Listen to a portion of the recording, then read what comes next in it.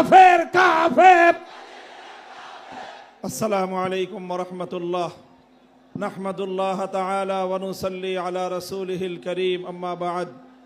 قال رسول الله صلى الله عليه وسلم فأنا اللبنة وأنا خاتم النبيين। সম্মিলিত খতমে নবুয়ত পরিষদের উদ্যোগে আয়োজিত আজকের এই খতমে নবুয়ত মহাসম্মেলনে উপস্থিত সংগ্রামী সভাপতি, উপস্থিত বিশ্ব উম্মতে মুসলিমার বরেণ্য ওলামায়ে কেরাম, সমবেত নবী প্রেমিক তাওহীদি জনতার এই বিশাল বাঁধ ভাঙ্গা জনস্রোত এবং জনসমুদ্র, আমরা বলতে চাই পরিষ্কার ভাষায়, আল্লাহ পাক রব্বুল ইজ্জত নবুয়তের যেই প্রাসাদকে পূর্ণ করেছেন, সেই প্রাসাদের সর্বশেষ সুমহান অংশ এবং তার ঈদ বলে মুহাম্মদ সাল্লাল্লাহু আলাইহি ওয়াসাল্লাম নিজেকে ঘোষণা করেছেন। আল্লাহর নবীর পরে ইসলামের নবুয়তের এই সুমহান প্রাসাদে অন্য কেউ যদি নবুয়তের পরিচয় দিতে চায়, সে নবুয়তের এই সুমহান রাজপ্রাসাদে আবর্জনা, ময়লা বলে বিবেচিত হবে। ইতিহাসের ঘৃণিত ময়লা আবর্জনা কুখ্যাত গোলাম আহমদ কাদিয়ানী এবং তার অনুসারীদেরকে বাংলার রাষ্ট্রে কাফের ঘোষণা দেখতে চাই। পরিষ্কার বলছি, আমরা 2013 সালের নবী প্রেমিক তাওহীদি জনতার শাপলা চত্বরের রক্তের উপর 24-এর যে বিপ্লব প্রতিষ্ঠিত হয়েছে, সেই বিপ্লব পরবর্তী বাংলার মাটিতে কাদিয়ানীর অমুসলিম ঘোষণা হতেই হবে, হতেই হবে।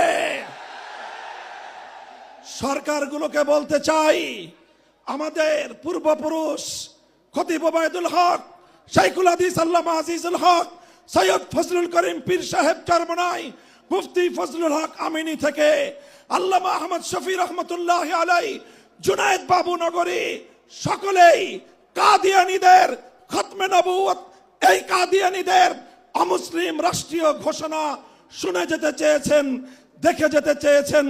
দুঃখ এবং পরিতাপের বিষয়, বাংলাদেশের সরকারগুলো এই কথা রক্ষা করতে পারে নাই।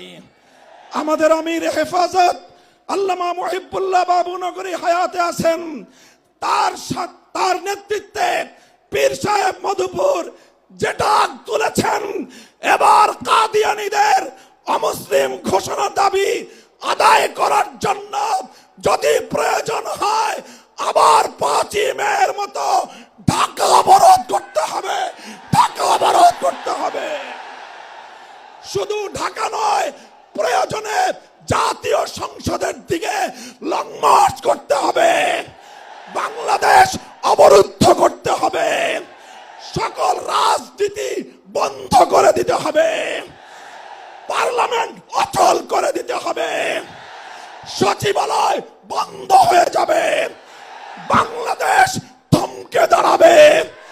কাদিয়ানীদের অমুসলিম ঘোষণার দাবি আদায় করতে হবে, রক্ত দিতে হলে রক্ত দিতে হবে, জীবন দেওয়ার জন্য, খতমে নবুয়তের দাবি আদায়ের জন্য মাথায় কাফনের কাপড় বেঁধে শহীদ ঈদগাহে যেতে কারা প্রস্তুত, কারা প্রস্তুত?